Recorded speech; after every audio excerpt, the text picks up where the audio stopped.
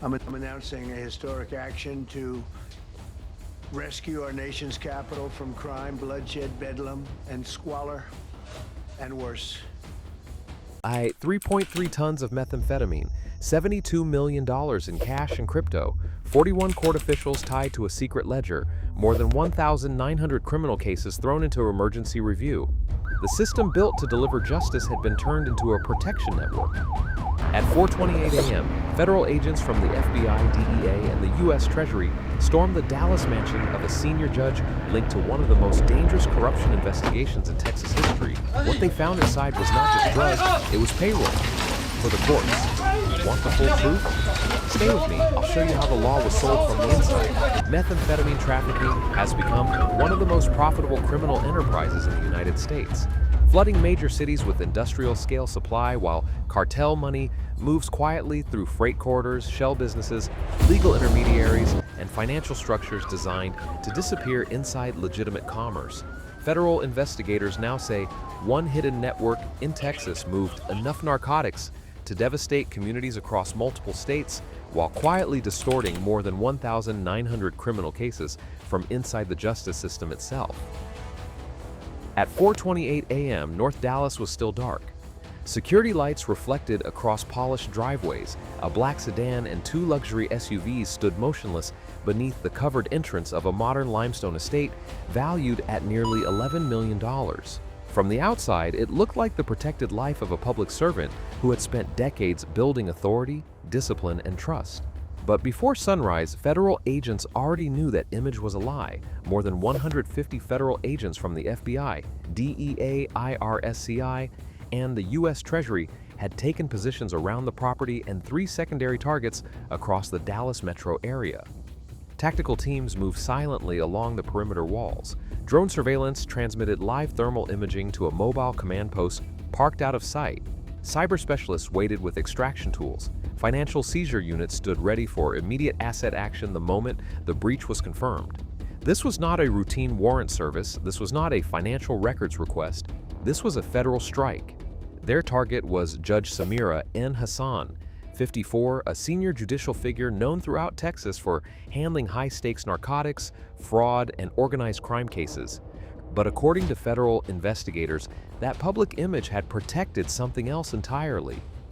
At 4:31 a.m., the command was given. The front entry team breached the mansion, and within minutes, one of the most explosive judicial corruption cases in modern Texas history began to unfold in full view of federal law enforcement.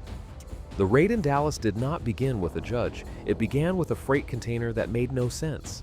17 months earlier, DEA agents at a rail freight review center outside Fort Worth flagged a shipment declared as industrial cooling filters. The paperwork looked clean. The import path matched prior shipments. The declared commodity was boring enough to avoid attention, but the weight signature was wrong by just enough to stand out during secondary review. Inside the container, hidden within reinforced filtration modules, agents found 84 kilograms of methamphetamine wrapped in layered heat-resistant insulation. That seizure was serious, but not historic. What made it dangerous was what investigators uncovered next. The shipment traced back to a transport and brokerage cluster that had already surfaced in multiple narcotics cases across Texas and Oklahoma. Each time the same pattern repeated. Warrants slowed, motions multiplied, evidence disputes appeared unusually quickly. In one case, seized property tied to a freight account was returned after a procedural challenge filed less than 18 hours after the arrest. That was too fast, too precise, too clean. Federal analysts went back through the files. Within 4 months, they identified 29 suspicious freight movements across rail and truck corridors linked to the same Shell logistics network. Several defendants connected to those cases had later received reduced exposure in court. Others saw evidentiary rulings softened. A few walked away on technical grounds that looked lawful in isolation but disturbing in pattern. The more investigators looked, the more one fact became impossible to ignore. This was not just trafficking.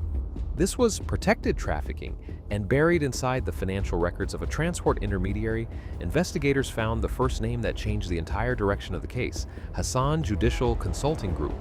It sounded harmless, it sounded legal, it sounded invisible. In reality, it would become the first doorway into a much larger system, federal accountants and cyber analysts began reconstructing the financial structure behind the freight network. What they found was not a simple chain of drug proceeds. It was a carefully engineered billing machine. Over 18 terabytes of records were eventually analyzed across banking activity. Encrypted communications, shell filings, retainer agreements, court liaison payments, and offshore transfer logs. At first, the transactions appeared scattered and routine.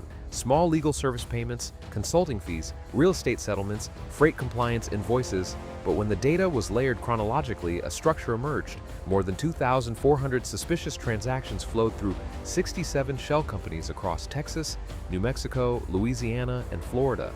Most were deliberately structured between $9,500 and $49,000, kept below thresholds likely to trigger serious scrutiny. Several companies shared the same registered agents. Others existed only on paper. Many had no real employees, no public websites, and no physical office activity. The total eventually traced through the network surpassed $620 million. That alone would have made the case historic. Then investigators discovered where some of the money was going. A coded file buried within the consulting records listed monthly disbursements under categories that initially looked administrative. Clerk support, assignment review, filing priority, disposition channel, special protection. Those were not office expenses, those were payments. By month 9 of the investigation, federal analysts had identified at least 41 court officials and intermediaries tied to recurring movement in the ledger: clerks, bailiffs, evidence custodians, docket managers, court intermediaries, and judicial liaison figures. Payments range from low 5 figures to protected monthly retainers. At least 11 were linked to active criminal case handling at the time the payments were made. And then at the center of that network, one digital signature kept appearing. Judge Samira N. Hassan, the same judge whose public reputation had been built on anti-cartel rulings and courtroom discipline. That was the moment the investigation crossed into political and institutional danger, because if the signatures were real, the traffickers had not simply bought influence around the courtroom, they had bought timing inside it. At 4:31 a.m., the breach team entered the residence. The lobby was secured in less than 20 seconds. Interior cameras were isolated. 2 private security contractors were detained without resistance. A secondary team locked down the stairwell while cyber agents cut live network access throughout the home. By 4:34 a.m., Judge Hassan was located inside an upstairs office suite. Agents inspected files, devices, and legal records. What they found was much worse. Behind a paneled wall in the home library, a reinforced chamber opened into what investigators later described as a judicial control room. 4 active servers were still running when agents entered. 3 encrypted laptops sat on a steel desk beside 22 burner phones, a root board, and a handwritten ledger containing monthly entries tied to case numbers, asset movements, and legal timing actions. In a hidden lower-level vault beneath the library floor, agents recovered $18.6 million in cash, vacuum-sealed and coded by date and corridor reference. Nearby, 6 concealed cold lockers built into the structure held narcotics, staging packs ready for movement. By mid-morning, federal teams tied the mansion and linked off-site properties to 3.3 tons of methamphetamine recovered across the primary raid and immediate follow-up actions. The ledger was worse than the drugs. It contained monthly payment entries linked to warrant delays, asset release timing, docket movement, evidence suppression windows, route protection, and seizure neutralization. Some entries were coded, others were brutally direct: delay hearing, freeze review, suppress filing, protect route, clear seizure. That was the moment the mansion ceased to be just a residence under search. It became a map of a system. Not only had narcotics profit moved through legal structures were being used as tools to buy delay, manage exposure, protect freight routes, and keep a meth distribution empire alive. This was not crime hiding from the law, this was crime using the law. Once the mansion was secured, all seized material was transferred to a hardened analysis center outside Dallas. Over the next 14 hours, forensic teams turned one residence into a blueprint of institutional compromise. The result was catastrophic. More than 1,900 criminal cases were flagged for emergency review. Some were methamphetamine prosecutions, others involved laundering, transport fraud, shell company logistics, or cartel-adjacent freight movement. In file after file, investigators documented repeated anomalies: warrants delayed just before freight movement, evidence challenges synchronized with cash transfers, case assignments quietly shifted, forfeiture actions weakened, hearings postponed at critical moments, dismissals triggered on repeating technical patterns. Federal analysts later described the structure as a stabilization network. The traffickers did not need every judge, they did not need every clerk. They only needed enough influence at enough pressure points to slow the system when time mattered most. Time to move shipments, time to clean money, time to reposition freight, time to dissolve exposure. By the end of the first review cycle, investigators had identified 1,100 covert recordings and message captures, 730 direct cash exchanges, over 400 negotiated legal outcomes tied to hidden payments, and $72 million in cash and crypto linked directly to the protection structure. One federal analyst summarized it with a sentence later repeated across internal briefings: "They did not move money through the system, they rebuilt the system around the money." That line defined the case, because once the data was complete, there was no longer any doubt. Judge Hassan was not the whole machine. She was one visible node inside a larger structure, one already embedded into case assignments, legal timing, and financial protection across multiple jurisdictions. By then, one question had become unavoidable. If the signatures were hers, who was still protecting the signatures that had not yet surfaced? At 5:52 a.m., less than a day after the Dallas mansion raid, federal authorities initiated the second wave under the internal operation name Iron Verdict. Across Dallas, Fort Worth, Houston, and two neighboring jurisdictions, more than 180 additional federal agents executed coordinated warrants on law offices, title firms, judicial consulting fronts, records handlers, and property holding shells tied to the ledger. The first numbers were devastating: 23 primary officials and facilitators arrested, 41 court-linked figures tied to the broader network, 3.3 tons of methamphetamine seized, $72 million in cash and crypto linked directly to the protection structure, $118 million in additional property and account actions initiated, and 1,900 criminal cases placed under emergency review.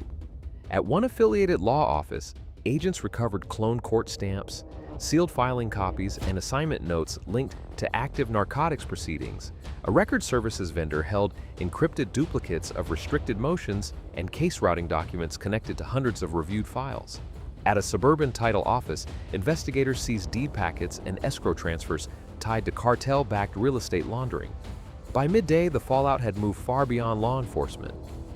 Emergency judicial panels were activated, calendars froze, internal review boards entered crisis mode, appeals surged. Defense teams began reopening old rulings. Entire legal schedules in multiple Texas jurisdictions collapsed under the weight of uncertainty. What started inside one mansion in North Dallas had become a statewide institutional breach, and even then, the network was not fully silent. Within 36 hours of the arrest, analysts detected attempted secondary movements through dormant accounts using the same structuring logic, the same timing signatures, and the same coded routing language found in the seized ledger. In other words, the machine was damaged, but not entirely dead. That possibility changed the meaning of the entire case. Judge Hassan had signed the transactions, she had operated inside the machine, but she may not have been the one who designed it. By nightfall, the North Dallas mansion was sealed as a federal crime scene. Evidence cartons lined the marble floors. The hidden room remained open. The servers had been removed. The methamphetamine had been transported under armed escort. The ledger, the document that could end careers, reopen hundreds of cases, and expose just how deeply narcotics money entered the justice process, was now locked in federal custody. But the deepest damage was never confined to that house. The meth poisoned communities. The money protected the roots. The shell companies buried the profits. Yet the worst injury was something far harder to count: trust. Because when justice can be delayed, softened, assigned, or redirected for money, crime no longer has to fear the courtroom. It learns how to use it. And once that happens, the public is no longer only fighting traffickers, it is fighting a structure that has already been bent from inside. That is why this case matters. Not just because of the 3.3 tons of methamphetamine, not just because of the $72 million, not just because of the arrests. It matters because it proves the most dangerous criminal systems do not always live outside the law. Sometimes they learn to sit behind the bench, sometimes they learn the filing codes, sometimes they learn that if they can buy just enough time, the courtroom itself becomes part of the route. And once that truth is exposed, one final question remains. If they arrested the one who signed the transactions, then who is still approving the ones that haven't stopped moving?